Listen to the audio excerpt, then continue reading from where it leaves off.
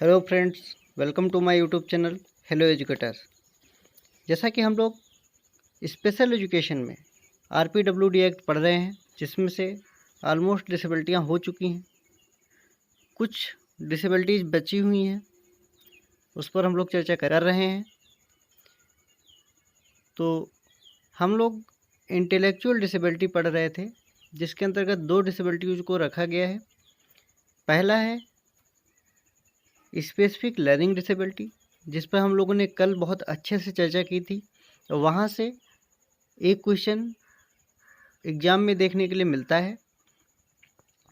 और आज हम लोग ऑटिज्म स्पेक्ट्रम डिसऑर्डर पढ़ेंगे और देखेंगे कि ऑटिज्म स्पेक्ट्रम डिसऑर्डर क्या होता है, कौन कौन से लक्षण होते हैं और क्या इसका कारण है, कौन कौन से टाइप्स हैं। इन सब चीज़ों पे हम लोग आज बहुत विस्तृत चर्चा करेंगे, बहुत अच्छे से समझेंगे। तो शुरू करते हैं ऑटिज्म स्पेक्ट्रम डिसऑर्डर। तो ऑटिज्म स्पेक्ट्रम डिसऑर्डर जो है, ये एक न्यूरोलॉजिकल डेवलपमेंटल डिसऑर्डर है। ठीक है, न्यूरोलॉजिकल अर्थात कि ब्रेन से संबंधित समस्या है। बच्चे के ब्रेन का पूर्ण रूप से विकास नहीं हो पाता है, जिस वजह से ऑटिज्म स्पेक्ट्रम डिसऑर्डर देखने के लिए मिल सकता है। ठीक है, ऑटिज्म मतलब स्वलीनता बोलते हैं हिंदी में इसको, स्वलीन। ठीक है, तो वो देखने के लिए मिल सकता है।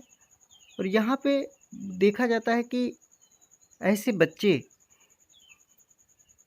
जो एएसडी से ग्रसित हैं, उनमें लैंग्वेज का डेवलपमेंट सही से नहीं हो पाता है, जिसकी वजह से वो कम्युनिकेशन में उनको समस्या आती है।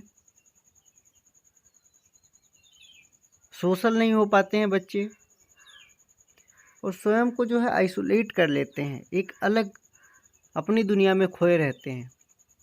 ठीक है, ये चीज़ें देखने के लिए मिलती हैं। चलिए अब हम देखते हैं कि कौन कौन से लक्षण होते हैं ऐसे बच्चों में, कौन कौन से साइन एंड सिम्टम्स हैं जो देखने के लिए मिलते हैं। सोशल कम्युनिकेशन में समस्या होती है, इंटरेक्शन करने में समस्या होती है। तो यहाँ पर देखते हैं कि कौन कौन सी चीज़ें जो है देखने के लिए मिलती हैं। एएसडी वाले जो बच्चे होते हैं, इनमें जो आई कांटेक्ट होता है वो बहुत कम होता है। तो जब आई कांटेक्ट नहीं हो पाएगा तो सही से कम्युनिकेशन नहीं हो पाएगा। ठीक है, तो यहाँ पर जो है आई कांटेक्ट जो है बहुत ही कम देखने के लिए मिलता है ऐसे बच्चों में। ये स्वयं में ही मस्त रहते हैं। दूसरा हमारा पॉइंट बताता है कि लोगों के बुलाने पे जब कोई बुलाता है तो उसको नहीं सुनता है, बुलाने पर भी वो व्यक्ति को नहीं सुनता है।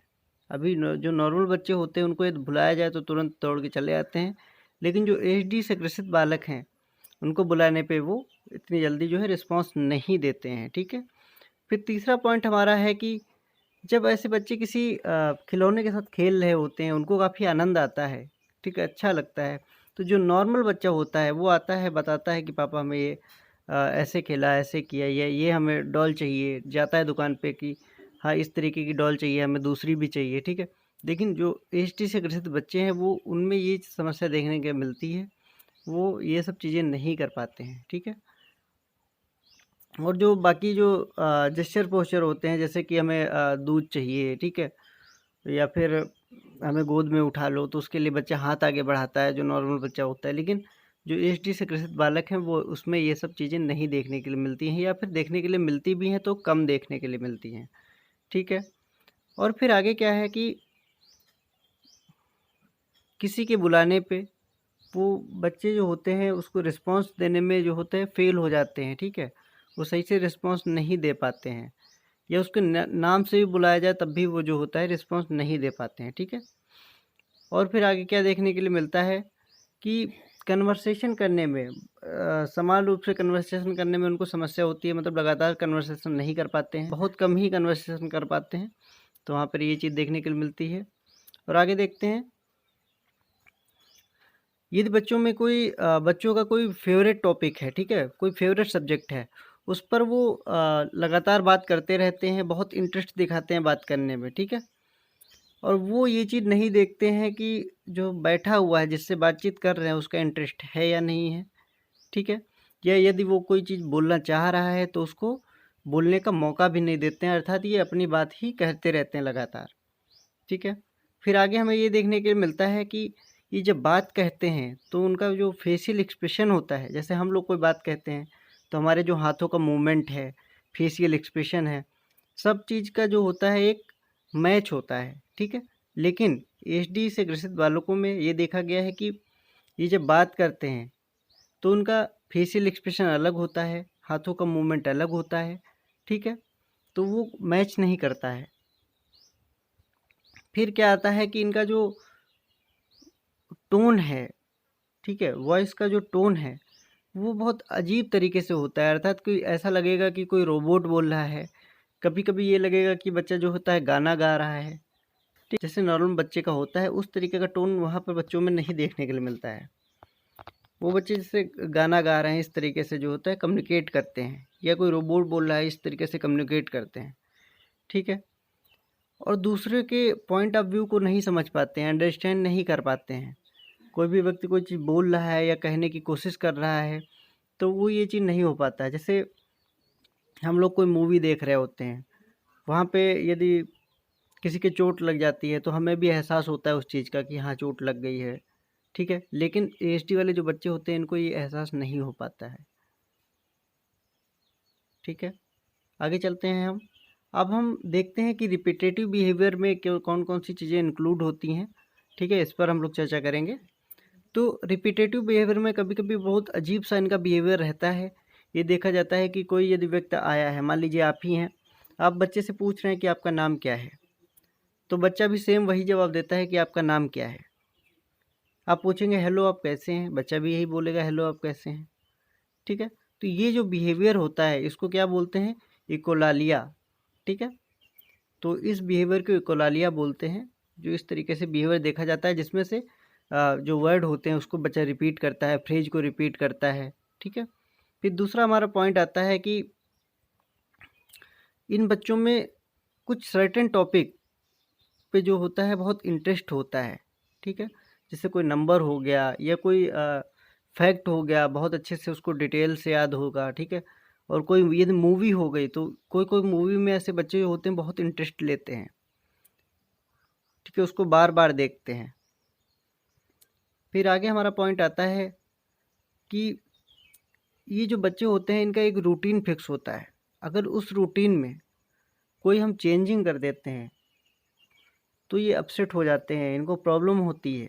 ठीक है, अर्थात इनका जो एक तरीके से जो रूटीन है डेली का वही होना चाहिए ऐसा, और बाकी चेंज करने पे इन बच्चों को समस्या होती है। ठीक है, और क्या देखने के लिए मिला है कि ये मतलब कुछ चीज़ों से बहुत सेंसिटिव होते हैं, जैसे कि टॉर्च टॉर्च हो गई, ठीक है, रोशनी हो गई, या फिर कोई आवाज़ हो गई, या कपड़े हो गए, टेम्परेचर हो गया, इन सब चीज़ों से बहुत मतलब सेंसिटिव देखने के लिए मिला है, या फिर लेस सेंसिटिव, बहुत कम ही संवेदनशील होते हैं। जैसे कभी कभी क्या बच्चा करता है कि घड़ी की टिक टिक जो होती है उस पर बहुत ध्यान लगा देता है। ठीक है, जबकि जो नॉर्मल बच्चा होता है वो क्या करता है, उसको मतलब वो जब ध्यान देता है तभी उस चीज़ को सुनाई पड़ता है, अन्यथा नहीं सुनाई पड़ता है। ठीक है, लेकिन जो एचडी वाले बच्चे होते हैं कभी कभी घड़ी की टिक टिक पे मतलब काफ़ी टाइम तक ऐसे मतलब उसको ध्यान लगाते रहते हैं उस चीज़ पे।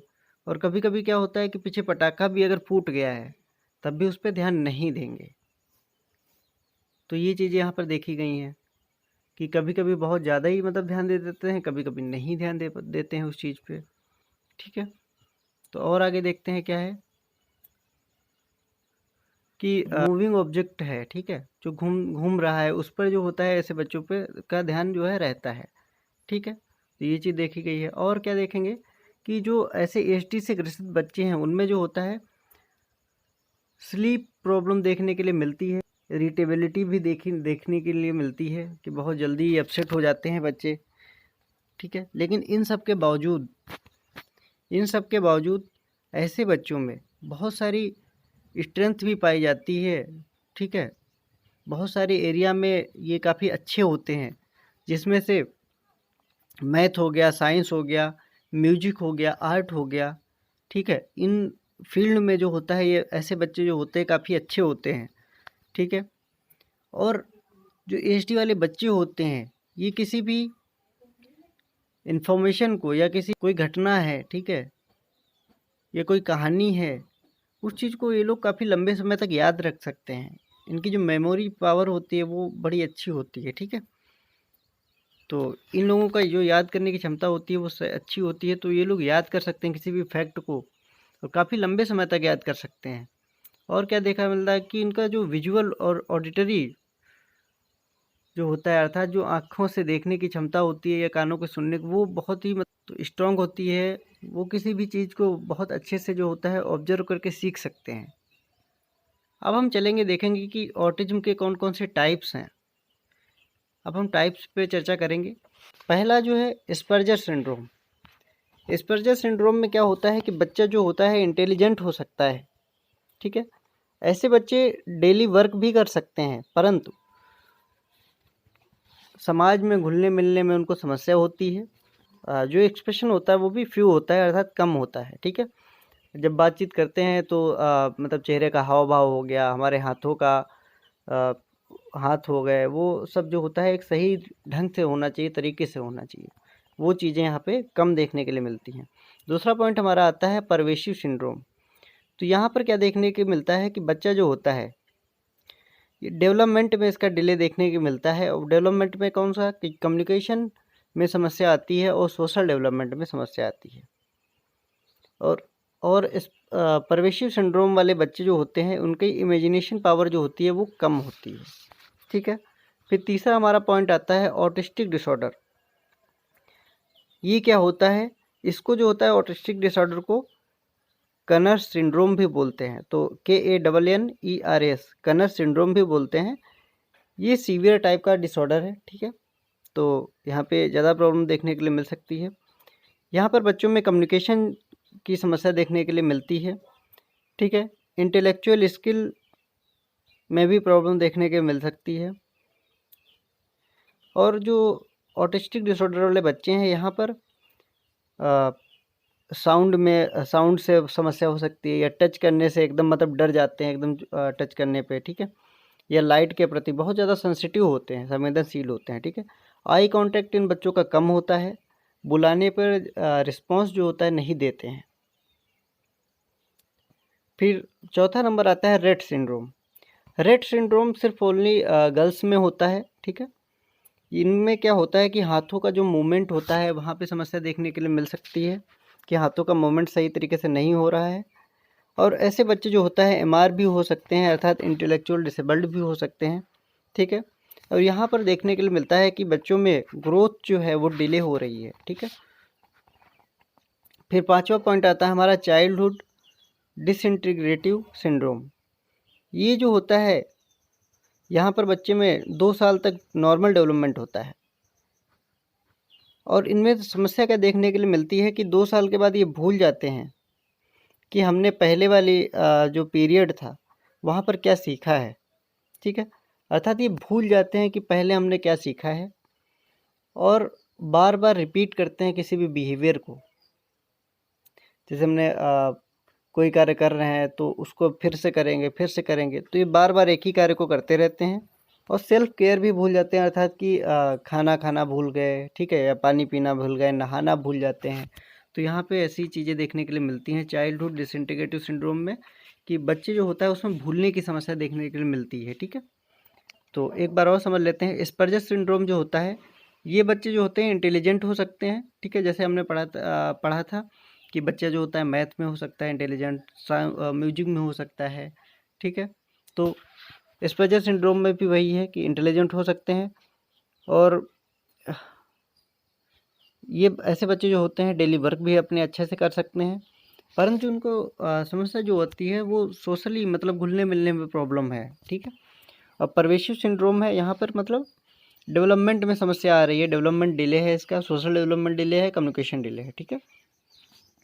ऑटिस्टिक डिसऑर्डर में क्या है, इसको केनर सिंड्रोम भी बोलते हैं, जैसा कि अभी हम लोगों ने पढ़ा है, ठीक है। यहाँ पर लैक ऑफ कम्युनिकेशन में मतलब समस्या आ रही है, और इंटेलेक्चुअल स्किल्स में समस्या आ रही है। और ऐसे बच्चे जो होते हैं टच, साउंड, लाइट, इन सब के प्रति जो होते हैं बहुत सेंसिटिव होते हैं, आई कांटेक्ट कम होता है, ठीक है। बुलाने पर रिस्पॉन्स जो होते हैं वो ना के बराबर देते हैं। रेट सिंड्रोम जो होता है ये सिर्फ ओनली गर्ल्स में पाया जाता है। ये क्वेश्चन आ चुका है कि रेट सिंड्रोम जो होता है किस में पाया जाता है, तो ओनली गर्ल्स में पाया जाता है। यहाँ पे हाथों का मूवमेंट जो होता है उसमें समस्या देखने के लिए मिल सकती है, और ग्रोथ डेवलपमेंट जो होता है वो डिले होता है। और चाइल्डहुड डिसइंटीग्रेटिव सिंड्रोम जैसा कि हम लोगों ने पढ़ा है, यहाँ पे बच्चा जो होता है भूल जाता है कि उसने प्रीवियस स्टेज में, अर्थात मान लीजिए कि 2 साल का बच्चा हुआ है, 2 साल के बाद जब वो और डेवलप करेगा, ठीक है, तो वहाँ पर वो भूल जाएगा कि हमने जो 2 साल पहले क्या सीखा है, ठीक है। और ऐसे बच्चे जो होते हैं, खाना जैसे खाना हो गया, डेली का जो रूटीन है वो भी भूल जाते हैं, नहाना हो गया ये भी भूल गए, ठीक है। जैसे सेल्फ केयर है वो भी नहीं कर पाते हैं स्वयं की। तो हम लोगों ने टाइप ऑफ एचडी पढ़ लिया है, ठीक है। अब इसके कॉजेज़ देखेंगे कि कारण क्या हैं, ठीक है। कारण पे हम लोग चर्चा करेंगे। तो पहला है जेनेटिक डिसऑर्डर। जेनेटिक डिसऑर्डर मतलब कि पेरेंट्स के माध्यम से बच्चों में आ सकता है, ठीक है, जीन के माध्यम से आ सकता है। दूसरा है कि मेडिटेशन ड्यूरिंग प्रेगनेंसी, प्रेगनेंसी के दौरान दवाएं जो है दी जा रही हैं, या माँ जो है दवा ले रही है, तो जिसकी वजह से भी ये समस्या देखने के लिए मिल सकती है। फिर तीसरा पॉइंट आता है हमारा एनवायरमेंटल फैक्टर, अर्थात कि रूबेला सिंड्रोम हो गया जिसकी वजह से ये प्रॉब्लम आ सकती है। तीसरा बर्थ कॉम्प्लिकेशन, अर्थात बच्चा जब पैदा हो रहा है तो उसके समय कुछ बर्थ में समस्या आ रही है, ठीक है, तो ये प्रॉब्लम देखने के लिए मिल सकती है। फिर ये प्री मेच्योर बर्थ, अर्थात कि समय से पहले यदि बच्चा हो जाता है, ठीक है, तब भी जो है ये प्रॉब्लम देखने के मिल सकती है कि बच्चे का ब्रेन जो है वो डेवलपमेंट सही से नहीं हो पाया है, तो वहाँ पर ये चीज़ समस्या देखने के लिए मिल सकती है। और बच्चा यदि पैदा हो रहा है तो उसमें ऑक्सीजन की कमी हो गई है, जिसकी वजह से जो ब्रेन होता है उसका कुछ पार्ट डैमेज हो सकता है, जिसकी वजह से एचडी हो सकता है। तो ये चीज़ आपको समझ आ गई होगी। और जो मेल और फीमेल का इसमें अनुपात रहता है, तो 3:1 होता है, अर्थात यदि 3 लड़कों में होगा तो 1 लड़की भी इससे ग्रसित होगी, ठीक है। तो इसका जो अनुपात है वो भी याद रखिएगा आप लोग, 3:1, ठीक। और इस पर जो है ऑटिज्म स्पेक्ट्रम डिसऑर्डर को पहले जो है इसे ऑटिस्टिक डिसऑर्डर बोलते थे, एस्पर्जर सिंड्रोम बोलते थे, रेड सिंड्रोम बोलते थे, ठीक है।